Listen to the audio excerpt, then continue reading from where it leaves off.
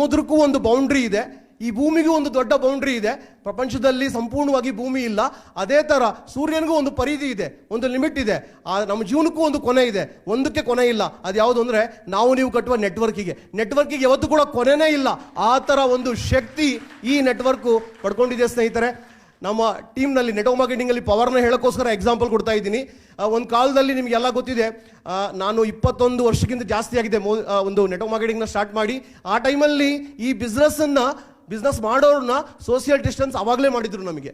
ಇವಾಗ ಗೊತ್ತಿದೆ ಕೊರೋನಾ ಟೈಮಲ್ಲಿ ಸೋಷಿಯಲ್ ಡಿಸ್ಟೆನ್ಸ್ ಅಂತೇಳಿ 21 ವರ್ಷ ಕೆಳಗಡೆ ನಮ್ಮನ್ನ ಟೆರರಿಸ್ಟ್ ಥರ ನೋಡ್ತಾ ಇದ್ರು.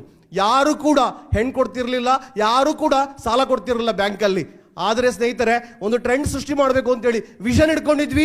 ಇವಾಗ ಮುಂದೆ ಒಂದು ಫ್ಯೂಚರ್ ಇದೆ. ವಿಷನ್ ಏನಪ್ಪ ಅಂತ ಹೇಳಿದ್ರೆ, ಮುಂದೆ ಹೆಣ್ಣು ಕೊಡೋರು ಸಾಫ್ಟ್ವೇರ್ ಇಂಜಿನಿಯರ್ ಹುಡ್ಕೊಂಡು ಹೋಗೋದಲ್ಲ, ಡಾಕ್ಟರ್ ಹುಡ್ಕೊಂಡು ಹೋಗೋದಲ್ಲ, ನೆಟ್ವರ್ಕರ್ ಅವರು ಪ್ಯಾಸಿವ್ ಇನ್ಕಮ್ ಸಿಗ್ತಾ ಇದೆಯಾ ಅವರಿಗೆ ಹೆಣ್ಣು ಕೊಡ್ತೀನಿ ಅಂತೇಳಿ ಹುಡ್ಕೊಂಡು ಬರಬೇಕು.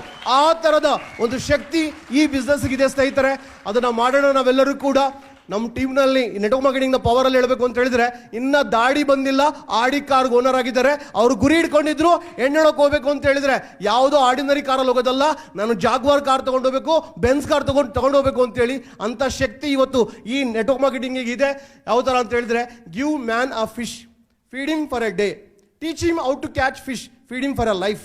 ಅಂದರೆ ಒಬ್ಬ ವ್ಯಕ್ತಿಗೆ ಮೀನು ಹಿಡಿಯೋದನ್ನು ಕಲಿಸ್ಕೊಡಿ. ಮೀನು ಕೊಡೋದಲ್ಲ, ಲೇಸಿ ಆಗ್ತಾರೆ ಅವರು. ಆದರೆ ಮೀನು ಹಿಡಿಯೋದನ್ನು ಕಲಿಸ್ಕೊಡಿ, ಕಾರ್ಪೊರೇಷನ್ ಓಪನ್ ಮಾಡಿ, ಫಿಶ್ ಕಾರ್ಪೊರೇಷನ್ ಓಪನ್ ಮಾಡಿ. ಆವಾಗ you can be the entrepreneur and business tycoon also. ಅದೇ ಥರ ನಮ್ಮ ಟೀಮಲ್ಲಿ ಒಬ್ಬರು ಮೀನು ಹಿಡಿಯೋರು 3 ವರ್ಷದಲ್ಲಿ BMW ಕಾರ್ ಓನರ್ ಆಗಿದ್ದಾರೆ. ಅದು ಕಾರಣ ಈ network marketing power, my dear friends. ಅದೇ ಥರ ಒಬ್ಬ ಸಾಮಾನ್ಯ ವ್ಯಕ್ತಿ, ನಾನು ರೈತರ ಕುಟುಂಬದಿಂದ ಬಂದಿರೋನು, BMW ಕಾರ್ ಓನರ್ ಆಗಿದ್ದೀನಿ. ನನ್ನ ಟೀಮಲ್ಲಿ ಯಾವಾಗಲೇ ಟ್ಯಾಕ್ಸ್ ಬಗ್ಗೆ ಮಾತಾಡ್ತಾ ಇದ್ರು ಸಂಜಯ್ ಅವರು. 3,000 ಜನ ಸಾಲ ಮುಕ್ತರಾಗಿ 3,000 ಜನ ಇನ್ಕಮ್ ಟ್ಯಾಕ್ಸ್ನ ಪೇ ಮಾಡ್ತಾ ಇದ್ದಾರೆ. ಇಂಡಿಯಾದಲ್ಲಿ ಇನ್ನು 2030ಕ್ಕೆ 10% ಜನ ಎಕ್ಸ್ಟ್ರಾ ಶ್ರೀಮಂತರಾಗಬೇಕು. ಆ ಎಕ್ಸ್ಟ್ರಾ ಶ್ರೀಮಂತರು ನೆಟ್ವರ್ಕ್ ಮಾರ್ಕೆಟಿಂಗ್ನ ಕ್ರಿಯೇಟ್ ಆಗಬೇಕು. ಆ ವಿಷನ್ ಇಟ್ಕೊಂಡಿದ್ದೀವಿ.